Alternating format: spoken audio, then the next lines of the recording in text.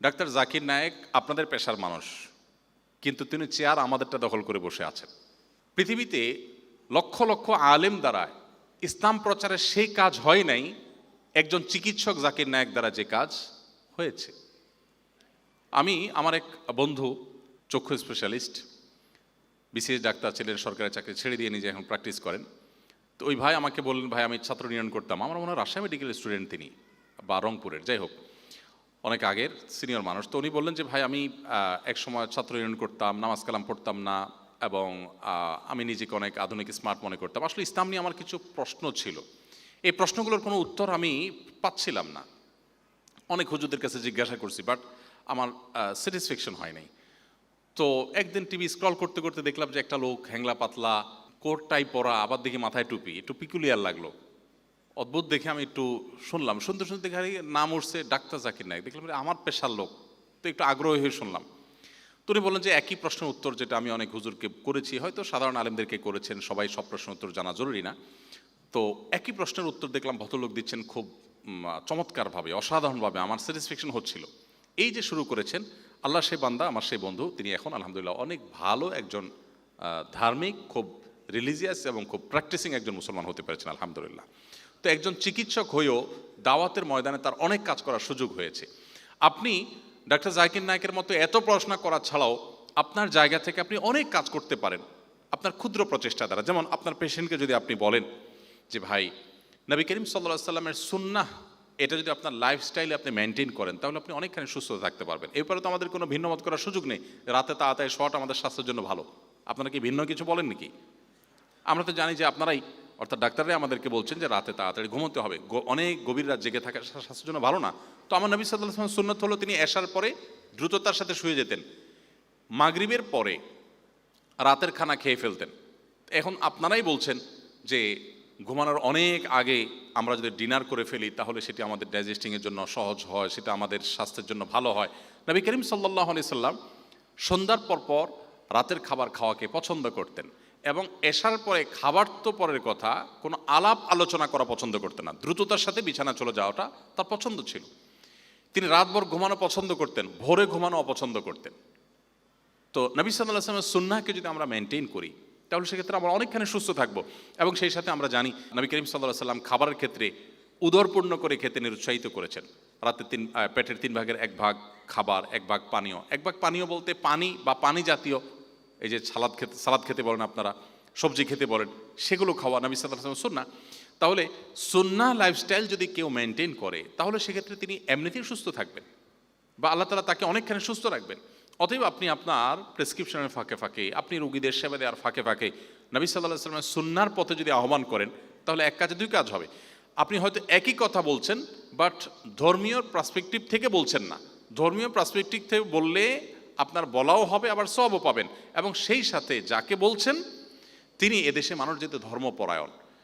আপনি যখন দ্বীনি কারণে, ধর্মীয় কারণে তাকে কোনো কিছুর প্রতি আহ্বান করবেন তখন তার বিশেষ একটা গুরুত্ব তার কাছে থাকবে।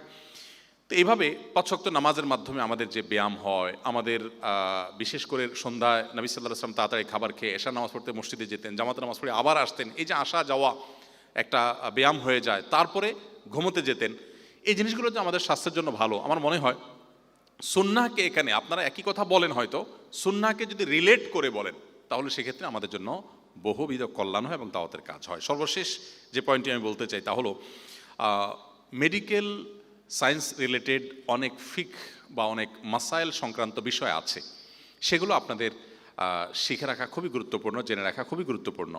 এ নিয়ে অনলাইনে বিভিন্ন রকমের কোর্স আছে, আমি যতটুকু জানি বিভিন্ন অনলাইন বিশ্ববিদ্যালয়গুলোতে বিভিন্ন শ্রেণী পেশা মানুষের জন্য নানা রকমের কোর্স আছে। যারা চিকিৎসা বিজ্ঞানের লোক, আপনি মেডিকেল স্টুডেন্ট অথবা ডাক্তার, আপনি আপনার এই সেবা দিতে গিয়ে শরিয়ার বেশ কিছু বিধিবিধান আপনার জানার প্রয়োজন হবে। যেমন একটা কমন প্রশ্ন ডাক্তারদের, সেটা হলো ঔষধ কোম্পানির কমিশন নেওয়া জায়েজ আছে কিনা। এই প্রশ্নের উত্তর অনেক ডাক্তাররা জানতে চান, অনেকে অবশ্য জানতেই চান না। জানলে আরেক ভেজাল হবে, কিয়ামতের দিন আল্লাহকে বলা যাবে আল্লাহ আমি জানি নাই। আল্লাহ বলবেন মায়ের ডাবল হবে। কেন মায়ের ডাবল? একটা হলো জ্ঞান অর্জন করা একটা ফরজ, আর জ্ঞান অনুযায়ী আমল করা আরেকটা ফরজ। তুমি 2টা লঙ্ঘন করেছো, অতএব ডাবল মায়ের হবে। আর যে জেনেছে কিন্তু আমল করে নাই, সে একটা করেছে আরেকটা করে নাই, সো সে সিঙ্গেল মায়ের খাবে। অনেকে আছেন যে এই ক্ষেত্রে নিজেকে খুব চালাক মনে করেন যে বাবা বেশি জানলে বিপদ, জানলাম না, তো জানলাম না দেখে বেঁচে গেলাম, ব্যাপারটা এরকম সহজ না। যাই হোক, তারপর পেশেন্ট আমরা যখন রোগী দেখব তখন রোগী দেখতে গিয়ে রোগীর সতর, তারপরে হিজাব, পর্দা, আরও অন্যান্য যে বিষয় আছে সেগুলো জানার জন্য সংশ্লিষ্ট বিষয়ের ইলম অর্জন করা কিন্তু ফরজ। আফজালুল ইলমে ইলমুল হাল ও আফজালুল আমালে হেফজুল হাল, আরবিতে একটি প্রবাদ আছে যার অর্থ হলো সবচেয়ে উত্তম জ্ঞান হলো যখন যে বিষয় আমার প্রয়োজন সেই বিষয়ের ইলম বা জ্ঞান আমার অর্জন করা। অতএব আপনি যখন মেডিকেল স্টুডেন্ট হবেন তখন আপনার এই জগতে কাজ করতে গিয়ে শরিয়ার কোন কোন প্রশ্নের উত্তর আপনার জানা দরকার সেটি জানাটা আপনার উপরে ফরজ, যেটা অন্য অনেকের জন্য ফরজ নয়। একজন ব্যবসায়ী তিনি যখন ব্যবসা করতে যাবেন তখন ব্যবসা করতে গিয়ে কোন কোন হালাল হারামের প্রশ্ন আসে সেগুলো জানা তার জন্য ফরজ। অতএব আমি আপনাদেরকে সর্বশেষ যে অনুরোধটি করতে চাই সেটা হলো যে আপনারা এই সংক্রান্ত বিষয়াংশগুলো খুব ভালো করে জেনে নেবেন এবং এ বিষয়ে অনেকগুলো কোর্স, অনেকগুলো আর্টিকেল অনলাইনে আপনি খুঁজলে পাবেন। তো এই ছিল আমার সংক্ষিপ্ত আপনাদের উদ্দেশ্যে নিবেদন যে সর্বপ্রথম হলো, আমি আবার সামাইটা বলে দিচ্ছি, সর্বপ্রথম হলো উদ্দেশ্যটাকে সংশোধন করে নেওয়া, ঠিক করে নেওয়া, চূড়ান্ত করে নেওয়া যে আমরা যা কিছু করছি অ্যাজ এ মুসলিম আমাদের এই কাজ পার্থিব হতে পারে কিন্তু এর বিনিময় আমি আল্লাহর কাছ থেকে লাভ করে সওয়াব পাবো, আল্লাহকে সন্তুষ্ট করবো, এটা আমার মূল উদ্দেশ্য। পাশাপাশি অন্য যেগুলো আমার স্যালারি পাওয়া, আমার চাকরি, আমার ভালো চেয়ার পাওয়া, ভালো জায়গায় যাওয়া, সম্মান পাওয়া, এগুলো সব গৌণ, মুখ্য হলো আল্লাহর সন্তুষ্টি।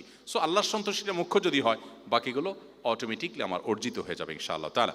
তাহলে নিয়তটাকে ঠিক করে নেওয়া, তাহলে আমার এই পুরো জাগতিক পড়াশোনাটাই ইবাদতে পরিণত হতে পারে। দ্বিতীয়ত যে পয়েন্টটি বলেছি তা হলো রোগীকে বা আপনার সেবা প্রার্থীকে সান্ত্বনা দেওয়া, অভয় দেওয়া, আল্লাহর উপরে ভরসা দেওয়া, এটি গুরুত্বপূর্ণ একটি সুন্নাহ নবী সাল্লাল্লাহু আলাইহি সাল্লামের।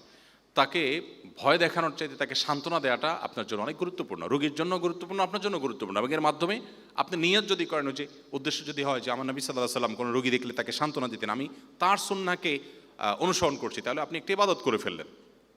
এবং নবী সাল্লাল্লাহু আলাইহি ওয়াসাল্লামের সুন্নাত হিসাবে রোগীকে দেখার পর আপনি বলবেন লা বাসা তহরুন ইনশাআল্লাহ, লিখে রাখতে পারেন বা মুখে বলতে পারেন বা বাংলায় আপনি বলতে পারেন যে ভয়ের কোনো কারণ নেই, ইনশাআল্লাহ আপনি সুস্থ হয়ে যাবেন। নাম্বার 3, রোগী দেখাটা এটা আমাদের কর্তব্য। আপনি ডাক্তার হিসাবে আপনার মতো দেখবেন, আমি সাধারণ মানুষ হিসাবে আমার মতো দেখব, আমি আমার মতো করে শুশ্রূষা দেব, আপনি আপনার মতো সেবা দিবেন। আমাদের সবার উপরে কর্তব্য অসুস্থ মানুষদের সেবা দেওয়া। শরীয়ত যেটাকে কর্তব্য করে দিয়েছে সেই কর্তব্য বোধ থেকে যদি আমরা কাজটা করি তাহলে সেটিতে আমরা এক ধরনের প্রেরণা পাব, সেখানে আমাদের পার্থিব উদ্দেশ্যের চাইতে পারলৌকিক বিনিময় পাওয়াটা মুখ্য হবে এবং তখন একটা ইবাদত হবে। সেজন্য এই মেন্টালিটি নিয়ে রোগীদের সেবা দেওয়ার অনুরোধ আমি আপনাদের করেছি। নাম্বার 4, রোগীদের জন্য দোয়া করা। আপনি যাই তার জন্য লেখেন, প্রেসক্রিপশন দেন, পরামর্শ দেন, দিন শেষে আল্লাহর উপরে ন্যস্ত করবেন যে আল্লাহ আপনাকে সুস্থ করুক, সুস্থ করার মালিক আল্লাহ তাআলা। আপনি ইমানের দাওয়াত তাকে দিয়ে ফেলতে পারেন, যেটা অন্য অনেক শ্রেণী পেশার মানুষের দ্বারা সম্ভব না। মানুষ আপনার কাছে ফি দিয়ে তারপর আসে দেখা করতে, অতএব আপনার যে গুরুত্ব মানুষের উপরে, পেশেন্টের উপরে আছে সেটা বলার অপেক্ষা রাখে না। অতএব তাকে যাওয়ার সময় যে দোয়া দিয়ে দেন, সেই দোয়ার কারণে আপনি নিজে সওয়াব পাবেন এবং আপনার দোয়া কবুল হয়ে তিনি হয়তো সুস্থ হয়ে যাবেন এবং তার কারণে আপনি আল্লাহর কাছে আলাদা সওয়াব লাভ করবেন। 5 নম্বর বলেছিলাম যে আমাদের কাজের ফাঁকে ফাঁকে আমরা রোগীদেরকে দাওয়াত দিতে পারি, আল্লাহর পথে আহ্বান করতে পারি, নামাজের পথে আহ্বান করতে পারি। একজন ধূমপায়ী, তিনি ধূমপান করছেন, নবী সাল্লাল্লাহু আলাইহি সাল্লাম কেন নিষেধ করেছেন, কেন ইসলামে ধূমপান করা নিষেধ? দেখুন, ইসলামে যা নিষেধ সেটা আমাদের জন্য ক্ষতিকর, ইসলামে যা অনুমোদন করে সেটা আমাদের জন্য কল্যাণকর। আমরা কোভিড-19 কথা বলছিলাম। কোভিড-19 পৃথিবীতে যে দেশগুলো বেশি সাফার করেছে সেই দেশগুলোতে তুলনামূলকভাবে মাদক গ্রহণের প্রবণতা অনেক বেশি ছিল। এবং আমরা আপনাদের অর্থাৎ ডাক্তারদের গবেষণা থেকে আমরা জেনেছি যে মাদক অতিরিক্ত গ্রহণ করতে করতে করতে তাদের ইমিউন যেমন দুর্বল হয়েছে, তাদের ফুসফুস খারাপ হয়েছে, নানা দিক থেকে তারা বেশি ক্ষতিগ্রস্ত হয়েছে এবং দ্রুত এফেক্টেড হয়েছে। এবং আমরা আমাদের পার্শ্ববর্তী যে সমস্ত দেশগুলোতে মাদক গ্রহণের প্রবণতা অনেক বেশি আমরা দেখেছি, কোভিড-19 তারা বেশি সাফারার হয়েছে তুলনামূলকভাবে মুসলিমদের মধ্যে। এটাও একটা দিক যে সব মুসলমানরাই তুলনামূলকভাবে অন্য যে কোনো ধরনের মানুষের চাইতে মাদক তারা কম গ্রহণ করে। মুসলমানদের মধ্যে পাপিষ্ঠ খারাপ মানুষ মাদক গ্রহণের প্রবণতা খুবই কম, বেশিরভাগ মানুষ মাদক গ্রহণ করে না। তো এর সুফল আমরা পাচ্ছি। তাহলে আল্লাহ তাআলা যেটাকে হারাম করেছেন, আপনি ধর্মীয় পার্সপেক্টিভ থেকে যদি বলেন, তাহলে সাধারণ মানুষের একে ডাবল গুরুত্ব দেবে, যে ডাক্তার সাহেব বলেছেন আবার আমার ধর্মেও নিষেধ আছে, দুইটা গুরুত্ব সে পাবে। এই জন্য আপনার কথার ফাঁকে ফাঁকে আপনি দাওয়াত দিয়ে ফেলতে পারেন। একজন পেশেন্টকে আপনি 3 বেলা ওষুধ খাওয়ার কথা বললেন, যদি আপনি বলেন যে ফজর নামাজ পড়ে এসে নাস্তা খেয়ে এটা খাবেন, আর জোহরের নামাজ পড়ে দুপুরের খাবার খেয়ে এটা খাবেন, আর এশার সময় রাতের খাবার খেয়ে তারপরে ওষুধ খাবেন, তাহলে ফাঁক দিয়ে কিন্তু আপনি নামাজের দাওয়াত দিয়ে দিলেন। এভাবে পেশেন্টকে নানাভাবে আপনি দাওয়াতি কাজ করতে পারেন। তো সেই বিষয়ে আপনার প্রতি আমার অনুরোধ রইল। এবং সর্বশেষ হলো, মেডিকেল রিলেটেড যে সমস্ত জিজ্ঞাসা আছে, ইসলামের যে সমস্ত বিষয় আশা আছে, ইসলাম রিলেটেড বিষয় আছে, সেগুলো বিষয়ে আপনাদেরকে জ্ঞান অর্জন করার জন্য আমি বিনীতভাবে অনুরোধ করেছি। আস-সুন্নাহ ফাউন্ডেশন, উম্মার স্বার্থে সুন্নাহর সাথে।